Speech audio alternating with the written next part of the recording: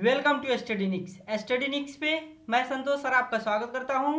तो दोस्तों आप लोग कैसे हैं? उम्मीद है बहुत ही अच्छे होंगे और अच्छे से अपनी तैयारी कर रहे होंगे।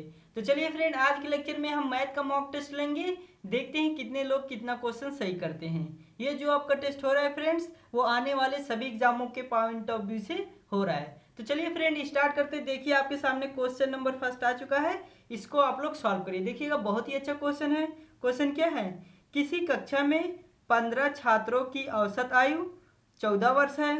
इनमें से 6 छात्रों की औसत आयु 15 वर्ष है और अन्य 8 छात्रों की औसत आयु 13 वर्ष है।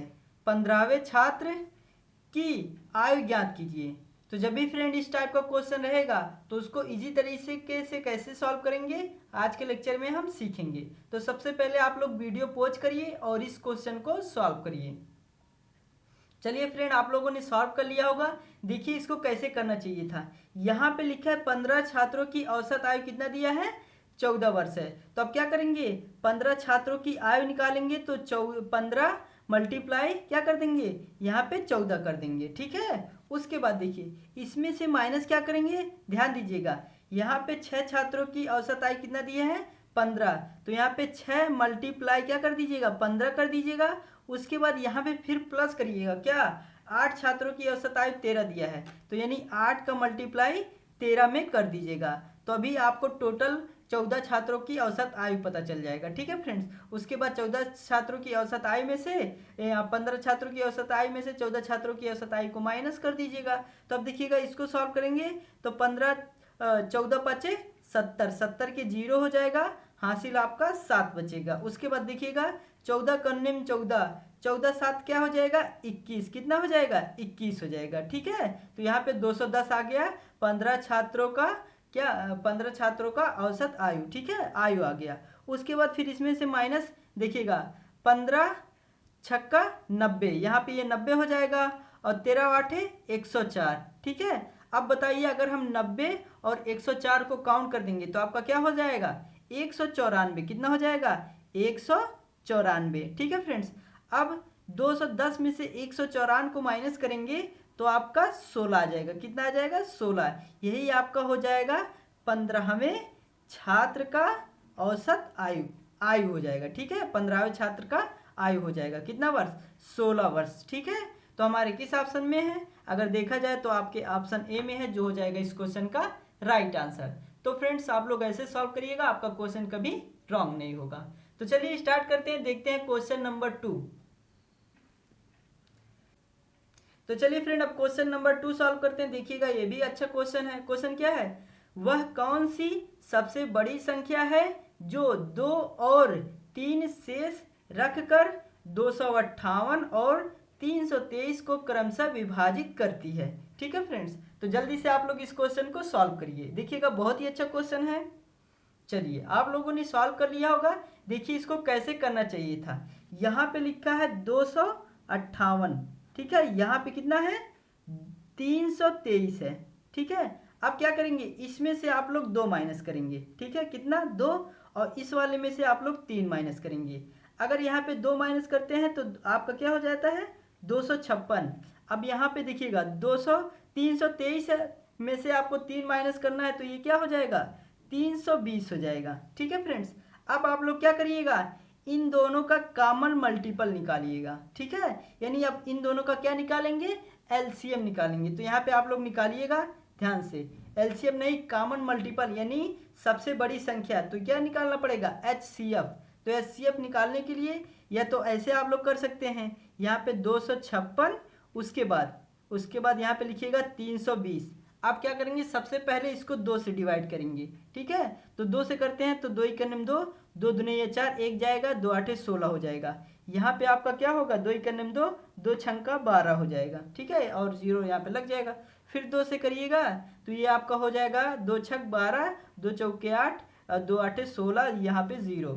फिर 2 से करिएगा 2 3 6, 2 दूनी 4, उसके बाद 2 चौके 8। फिर आप लोग 2 से करिएगा तो यहाँ पे 2 2 कन्ने में 2, 2 छक्का 12 हो जाएगा। फिर यहाँ इसको करेंगे तो 2 दूनी 4, यहाँ पे 0। फिर 2 से कर दीजिएगा तो 2 8 16 हो जाएगा।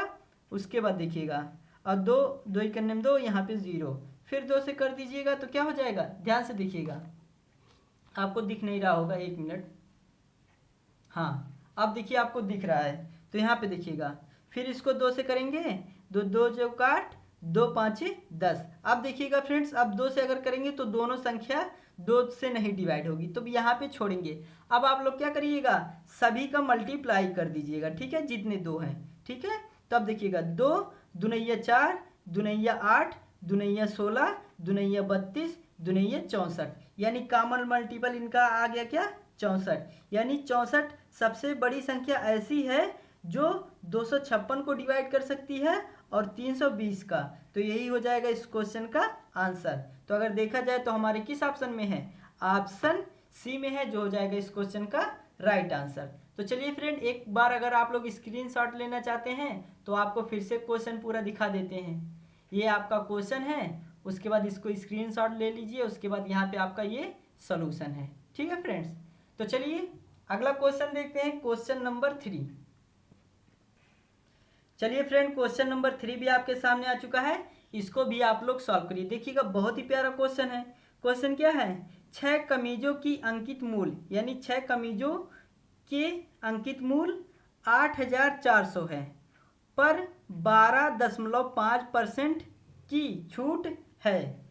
4900 में कितनी कमीज खरीदी जा सकती है, यानी 4900 में कितनी कमीजें खरीदी जा सकती है, यही हमसे पूछ रहा है। तो जब भी इस टाइप का क्वेश्चन आएगा तो सबसे पहले यहाँ पे क्या करेंगे, यहाँ पे सबसे पहले आप लोग निकालेंगे एक कमीज का मूल्य।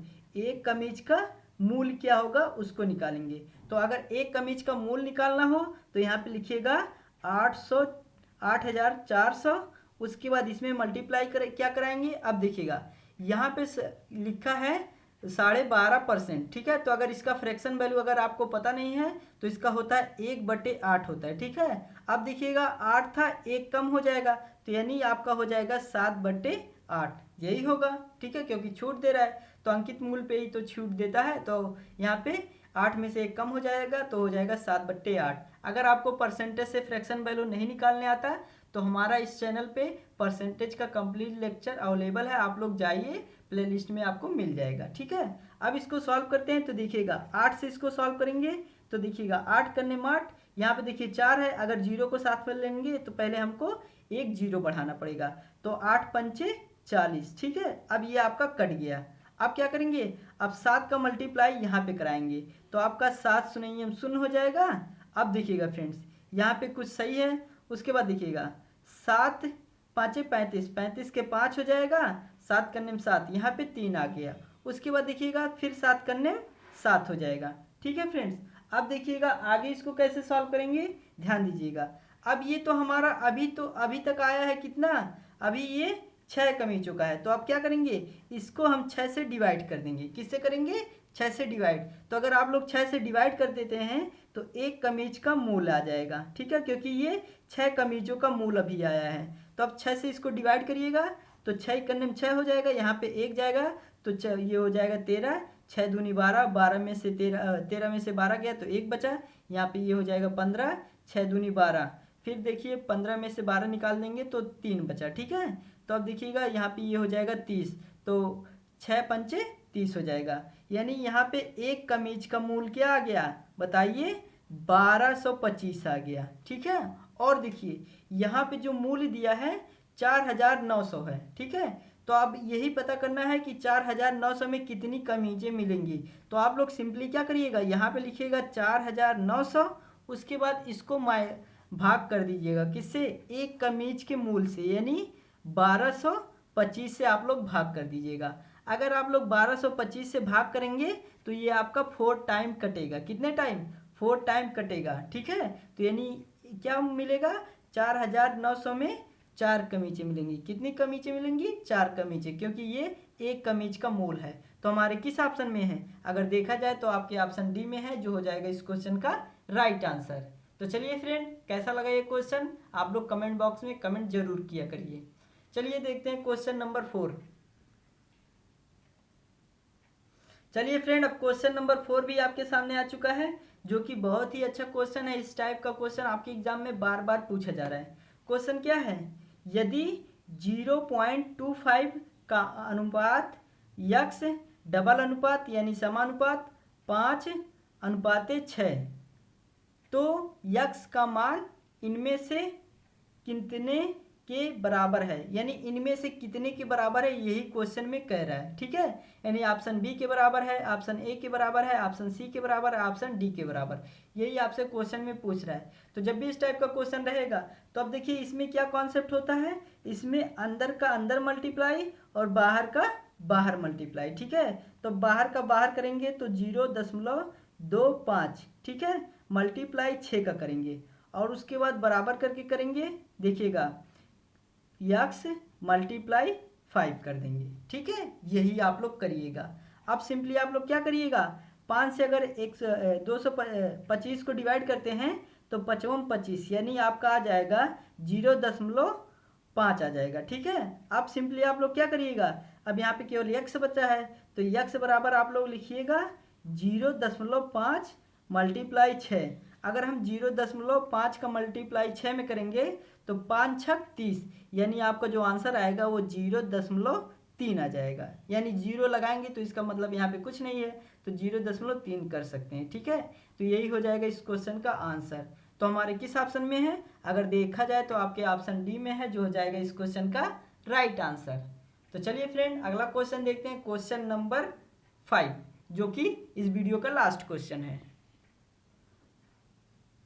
चलिए फ्रेंड क्वेश्चन नंबर 5 भी आपके सामने आ चुका है, जो कि बहुत ही अच्छा क्वेश्चन है। ये आपका मेंसुरेशन का क्वेश्चन है, ये काफ़ी एग्जामों में बार बार पूछे जा रहे हैं। ठीक है, चाहे आप ग्रुप डी का एग्ज़ाम दे रहे हैं उसमें भी पूछा जा रहा है, चाहे अदर किसी का एग्ज़ाम देंगे उसमें भी इस टाइप का क्वेश्चन पूछा जाएगा। ठीक है, क्वेश्चन क्या है, दो शंकुओं की ऊंचाई का अनुपात, दो शंकुओं की ऊंचाई का अनुपात क्या दिया है, 2:1 है और उनकी त्रिज्याओं का अनुपात 1:2 है, उनके आयतन का अनुपात बताइए। यानी उनके आयतन का अनुपात क्या होगा, आपसे यही पूछ रहा है। तो जब भी इस टाइप का क्वेश्चन आए तो आप लोग सबसे पहले क्या करिएगा, शंकु का आयतन अगर आपको पता है, शंकु का आयतन अगर आपको पता है तो अच्छी बात है। तो बताइए आप लोग शंकु का आयतन क्या होगा, आप लोग कई बार पढ़े होंगे, हमने इस वीडियो पे भी बताया है, इस चैनल पे भी अभी लेटेस्ट में एक वीडियो डाला है। ठीक है, मेंसुरेशन से संबंधित। तो बताइए शंकु का आयतन क्या होता है, 1/3 पाई r² h होता है, यही होता है ना। तो अब देखिए आप लोग को क्या करना है, यहाँ पे दो ऊंचाई दिया है, यानी एक ऊंचाई ये है एक ऊंचाई ये है, तो इसको मानेंगे क्या, इसको मानेंगे h1, यानी h1 की वैल्यू आपको दिया है 2, h2 की वैल्यू आपको दिया है 1, यहाँ पे त्रिज्या r1 की वैल्यू आपको दिया है 1, उसके बाद r2 की वैल्यू आपको क्या दिया है, 2 दिया है। ठीक है, तो अब ऐसे इसको कैसे सॉल्व करेंगे, देखिएगा यहाँ पे आप लोग लिखिएगा पहले शंकु का आयतन तो 1/3, ठीक है, पाई, उसके बाद r1 का स्क्वायर और मल्टीप्लाई h1। ठीक है, अब बट्टे में क्या करेंगे, यहाँ पे 1/3 पाई r2 का स्क्वायर और h2। ठीक है, यही होगा। अब देखिए पहले जो कटने लायक रहेगा उसको काटेंगे, तो अब देखिएगा पाई से पाई कट जाएगा। ठीक है फ्रेंड्स, पाई से पाई आपका कट गया, उसके बाद 1/3 से 1/3 कट जाएगा, 1/3 से 1/3 कट जाएगा, आपका बचा क्या, यहाँ पे r1 का स्क्वायर h1 और नीचे r2 का स्क्वायर और h2। अब देखिएगा r1 का स्क्वायर यानी r1 की वैल्यू यहाँ से रखेंगे तो 1 का स्क्वायर फिर मल्टीप्लाई h1 की वैल्यू यहाँ से 2, उसके बाद फिर बटे में क्या करेंगे, यहाँ पे देखिएगा r2 की वैल्यू 2 है तो 2 का स्क्वायर और मल्टीप्लाई h1 की वैल्यू 1 है तो 1 लिखेंगे। अब इसको सॉल्व करिएगा तो देखिएगा 1 का स्क्वायर करेंगे और उसके बाद 2 में मल्टीप्लाई कराएंगे तो 2 ही आएगा। अब 2 का स्क्वायर क्या होता है 4, 4 का 1 में मल्टीप्लाई करेंगे तो आपका 4 ही आएगा। ठीक है, तो अब आ गया 2/4। अब इसको और सॉल्व करेंगे तो 2 दूनी 4 यानी आपका जो आएगा वो 1/2 आ जाएगा। ठीक है, ये आपका पहले शंकु का आयतन का अनुपात होगा, ये दूसरे। ठीक है, तो अनुपात क्या हो जाएगा, आयतनों का अनुपात हो जाएगा 1:2 हो जाएगा। ठीक है, यही आपसे पूछा है। तो हमारे किस ऑप्शन में है, अगर देखा जाए तो आपके ऑप्शन सी में है, जो हो जाएगा इस क्वेश्चन का राइट आंसर। तो ये लेक्चर कैसा लगा मुझे कमेंट करके ज़रूर बताइएगा। आज के लेक्चर में बस इतना ही, कल हम ज़रूर मिलेंगे, तब तक के लिए जय Hind, Vande Mataram. Thank you student, video को लाइक और शेयर ज़रूर करिएगा। चलिए कल मिलते हैं।